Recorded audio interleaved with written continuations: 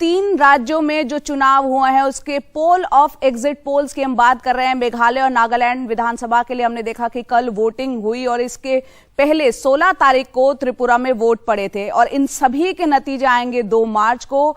लेकिन अलग अलग मीडिया हाउस के जो एग्जिट पोल हैं उसमें चुनावी नतीजों के जो रुझान सामने आए हैं उसकी अगर बात करें तो पोल ऑफ एग्जिट पोल्स के मुताबिक उससे अंदाजा लगाया जा सकता है कि किस राज्य में कौन सा दल जो है सत्ता में आ सकता है। त्रिपुरा में सभी सीटों पर 16 फरवरी को मतदान हुए हैं। मेघालय नागालैंड में एक ही चरण में कल मतदान हो चुके हैं। और सबसे पहले अगर हम बात करें नागालैंड की तो आपको हम बता दें कि 3 राज्यों में से 2 राज्य ऐसे हैं जिसमें बीजेपी को बढ़त हासिल हो रही है। सबसे पहले नागालैंड की अगर हम बात करें तो नागालैंड में एनडीए की यहां पर सरकार है। यहां नागालैंड, मेघालय, त्रिपुरा में आप देखिए 60-60 विधानसभा की सीटें हैं। सबसे पहले नागालैंड का हम जिक्र कर रहे हैं जिसमें एनडीए की सरकार और नागालैंड में विधानसभा चुनाव के लिए हुए मतदान के बाद जो एग्जिट पोल आए हैं उसमें बीजेपी और नेशनलिस्ट डेमोक्रेटिक प्रोग्रेसिव पार्टी जिसे एनडीपीपी भी कहा जाता है उसके गठबंधन को बहुमत यहां पर नजर आ रहा है। आप देख सकते हैं 60 में से 42 सीटें बीजेपी और एनडीपीपी को मिलता हुआ दिख रहा है। 12 सीटों का फायदा दिख रहा है। पिछले विधानसभा चुनाव की अगर हम बात करें कांग्रेस को यहां पर 1 सीट हासिल होती हुई दिख रही है। वहीं एनपीएफ के खाते में 6 सीटें आती हुई दिख रही है, यानी 20 का नुकसान यहां नागालैंड में दिख रहा है एनपीएफ को। अन्य के खाते में 11 आ रही हैं, यानी कि 7 सीटें जो है उसमें इजाफा दिख रहा है। तो यानी अन्य जो है एक अहम भूमिका यहां पर निभा सकता है और कांग्रेस को यहां पर 1 ही मिल रही है। नागा पीपल्स फ्रंट को 6 सीटें मिलने का अनुमान है। तो ये नागालैंड की स्थिति है जिसमें कि चुनाव कल हुआ है, मतदान हुआ है। दूसरे राज्य की अगर हम बात करें, मेघालय की बात करते हैं जहां कल वोटिंग हुई है और यहां पर कॉनरेड संगमा की नेशनल पीपल्स पार्टी जिसे एनपीपी कहा था उसकी सरकार है। यहां पर ग्राफिक्स के जरिए अब हम आपको बता रहे हैं यहां भी 60 विधानसभा सीटें हैं। बीजेपी के खाते में 6 जाती हुई दिख रही है, यानी 4 का इजाफा बीजेपी का यहां पर होता हुआ दिख रहा है। कांग्रेस के खाते में 6 जाती दिख रही है, 15 का नुकसान दिख रहा है। एनपीपी को 20 मिलने की संभावनाएं है। वहीं टीएमसी की एंट्री जो हुई है वो काफी दिलचस्प हो जाती है क्योंकि 11 सीटें बताया जा रहा है कि यहां पर टीएमसी के खाते में जा सकती है और अन्य को जो है 17 सीटें यहां पर मिल सकती है। यहां पर अन्य का जो है खाता जो बढ़ता हुआ दिख रहा है वो काफी दिलचस्प हो जाता है। मेघालय की अगर हम खासतौर से बात करेंगे तो त्रिपुरा की अगर लड़ाई देखें तो यहां भी जो है मुकाबला जो है काफी दिलचस्प हो रहा है क्योंकि सबसे ज्यादा दिलचस्पी यहां पर जो नजर आ रही है वो तिपरा मोथा की पार्टी जो कि एक नई पार्टी है और आदिवासियों में काफी दबदबा माना जाता है। प्रद्युम्न जो है उनको काफी पसंद किया जाता है। और अगर पोल ऑफ एग्जिट पोल्स की अगर अब बात करें तो 12 सीटें तिपरा को दिख रही है, 60 सीटें यहां पर विधानसभा की हैं और 31 वो जादुई आंकड़ा है जो कि बहुमत का आंकड़ा है। और यहां देखिए कांग्रेस को 0 यानी कि खाता खुलता हुआ नहीं दिख रहा है। लेफ्ट के खातों में बताया जा रहा है 15 सीटों पर जो है लेफ्ट की यहां पर सीटें आ सकती है, यानी कांग्रेस और लेफ्ट इस बार जो है मिलकर चुनाव लड़ रहे थे। शायद अगर पोल ऑफ एग्जिट पोल्स की अगर बात की जाए तो वो लोगों ने इतना पसंद नहीं किया है। ये सिर्फ अनुमान है, हम आपको ये भी बता दें ये सिर्फ अनुमान है और रुझान है और नतीजे के हैं जो आएंगे वो 2 मार्च को आएंगे। तो 3 वो राज्य हैं उत्तर पूर्व के राज्य इस साल की शुरुआत में वहां पर चुनाव हुआ है। हालांकि इस पूरे साल में कुल 9 राज्यों में चुनाव होना है और शुरुआत इसकी हो चुकी है 2 मार्च को सबके सामने, यानी अब कुछ ही घंटों की अगर हम बात करें नतीजे सबके सामने होंगे। नागालैंड, मेघालय, त्रिपुरा तीनों ही राज्यों में 60-60 विधानसभा की सीटें और अनुमानित विजेता पोल ऑफ पोल्स के मुताबिक हम बता रहे हैं कि किस तरह से यहां पर 2 राज्यों में भी बीजेपी को बढ़त हासिल होती हुई दिख रही है। और एक और चुनावी राज्य की बात कर लेते हैं, कर्नाटक की, जहां इस साल चुनाव होने जा रहा है। प्रधानमंत्री मोदी ने कर्नाटक का दौरा किया। लिंगायतों की राजनीति के आसपास घूमता हुआ ये दौरा दिखा। शिवमोगा में हवाई अड्डा और बेलगावी का दौरा इसी रणनीति का नतीजा रहा। आखिर शिवमोगा लिंगायतों के बड़े नेता बीएस येदियुरप्पा का शहर भी है और बेलगावी में पंचम सालियों का विरोध थम नहीं रहा।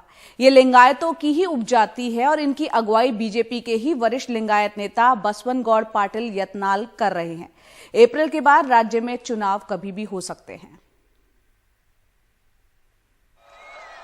बेलगावी में प्रधानमंत्री नरेंद्र मोदी का 10 किलोमीटर लंबा रोड शो।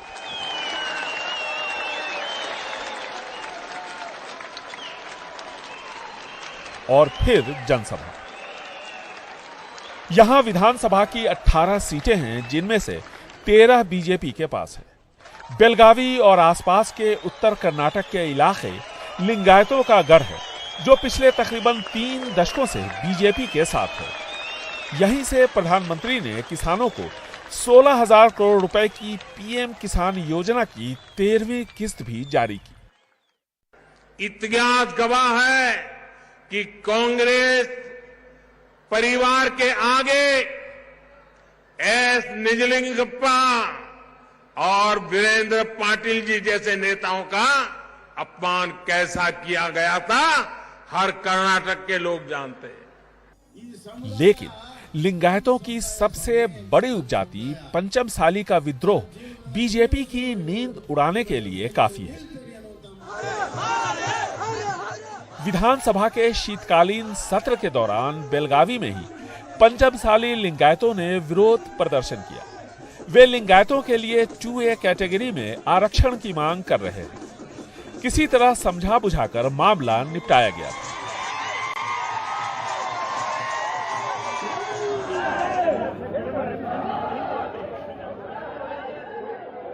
लेकिन कुछ ही दिन बाद मुख्यमंत्री बसवराज बोम्मई के घर का घेराव करने निकले लिंगायत संत जय मृत्युंजय स्वामी और बीजेपी विधायक बसवन गौड़ पाटिल को पुलिस ने हिरासत में ले लिया।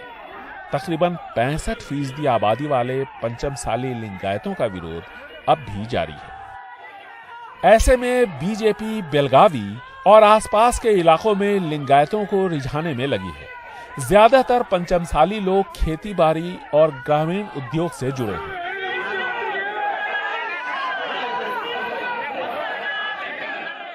The historic occasion is here. Belagavi से पहले प्रधानमंत्री नरेंद्र मोदी ने शिवमोग्गा में कमल की तर्ज पर बने राज्य के 9वें एयरपोर्ट का उद्घाटन किया।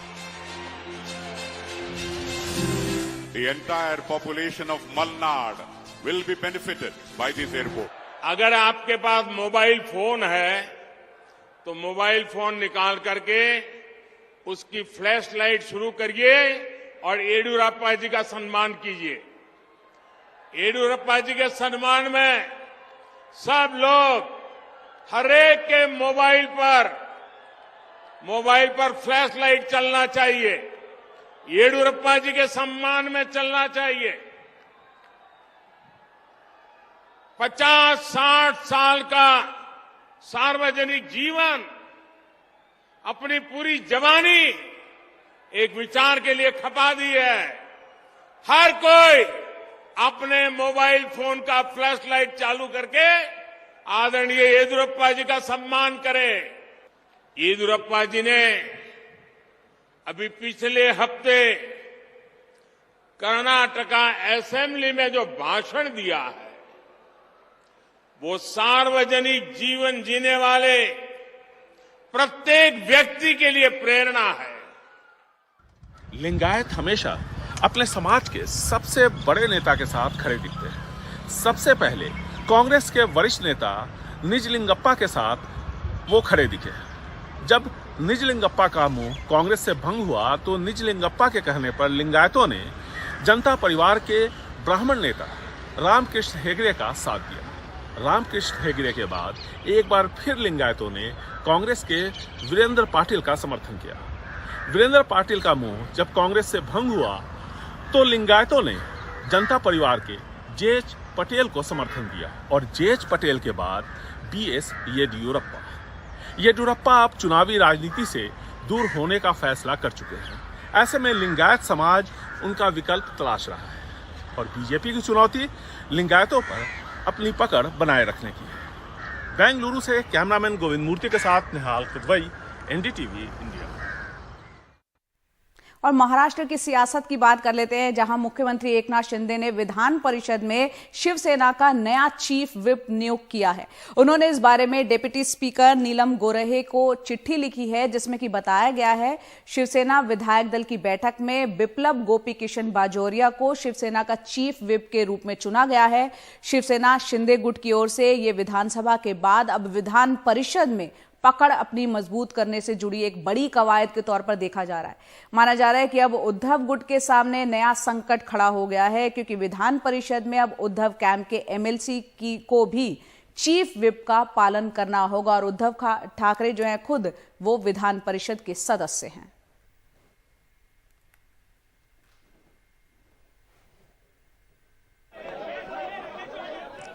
बात करते हैं राजस्थान की, जहां पर इन दिनों रीट यानी कि Rajasthan examination eligibility for teachers की परीक्षा चल रही है। यहां पर 48,000 पदों के लिए 9 लाख अभ्यर्थी परीक्षा दे रहे हैं और इसके चलते राजस्थान के 11 जिलों में इंटरनेट बंद रहा क्योंकि सबसे ज्यादा नकल इस परीक्षा में देखने को मिली है।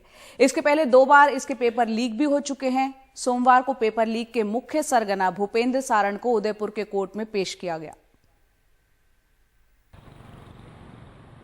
शिक्षकों के करीब 48,000 पदों के लिए 9 लाख लोग परीक्षा दे रहे हैं और इसको लेकर राजस्थान सरकार की प्रतिष्ठा दांव पे है क्योंकि 2021 और 2022 में इसके पेपर लीक हो चुके हैं। जाहिर है नकल गिरोहों के लिए ये अच्छा धंधा बन चुका है। हाल ही में जोधपुर में एक फर्जी पेपर का सौदा 40 लाख रुपए में हुआ। 30 परीक्षार्थियों को एक मैरिज गार्डन में ले जाकर पेपर सिखाया जा रहा था। ये पेपर व्हाट्सएप के जरिए भेजा गया था, लेकिन पुलिस ने राहत की सांस ली जब उन्होंने देखा कि इसमें से एक भी सवाल सही नहीं है, यानी ये पेपर फर्जी था। इस प्रकरण में अब तक 37 लोग गिरफ्तार हो चुके हैं। जिला वेस्ट की को एक सूचना मिली थी जिसमें बताया गया था कि एक पेपर गिरोह सक्रिय है। इसमें डीसीपी वेस्ट सर के निर्देशन में देवीचंद ढाका के नेतृत्व में एक टीम गठित की गई जो कि उसके ऊपर उसको फॉलो कर रही थी। तो आज वो डेवलप करके सुबह उन्हें पता चला कि उदयवाड़ी है अपने बनाड़ थाना बनाड़ क्षेत्र में मैरिज हॉल, उसमें सभी लोग एकत्रित हैं, कैंडिडेट्स और जो पेपर पढ़ाने वाले। इस सूचना पर डिस्ट्रिक्ट वेस्ट की, जिला पश्चिम की व जिला पूर्व की थाना बनाड़ की टीम ने इकट्ठे दबिश दी और उस दबिश में वहां पर 3 कमरों में अलग अलग जो अभ्यर्थी बैठे हुए थे, लगभग 30 अभ्यर्थी बैठे थे, जिनको अलग अलग एक व्हाट्सएप से उनको क्वेश्चन पेपर्स प्रश्न बताए जा रहे थे, वह उत्तर उनको रटाए जा रहे थे। तो इस कार्रवाई में उनको तुरंत हमने डिटेन किया। इसमें हमें ये पता चला है कि जो पढ़ाने वाले थे पेपर वहां पर, उनके द्वारा 40 लाख में किसी एक थर्ड पर्सन से पेपर खरीदने का सौदा हुआ था, जो आज सुबह अर्ली मॉर्निंग उनको पेपर मिला। इस मामले के एक अहम आरोपी भूपेंद्र सारण को सोमवार को उदयपुर कोर्ट में पेश किया गया। सारण पे 2021 और 2022 में पेपर लीक कराने का आरोप है। पिछले साल दिसंबर में उदयपुर में एक बस में अभ्यर्थी पकड़े गए थे जो रीट एग्जाम का जनरल नॉलेज का पेपर एग्जाम के पहले ही हल कर रहे थे। राजस्थान पुलिस की अलग अलग टीमें इन नकल गिरोह के पीछे लगी हुई हैं और अब रीट एग्जाम में 2 दिन और बाकी हैं। जाहिर है सरकार और पुलिस एग्जाम खत्म होने पे ही राहत की सांस लेगी। जयपुर से हर्षा कुमारी सिंह, एनडीटीवी इंडिया।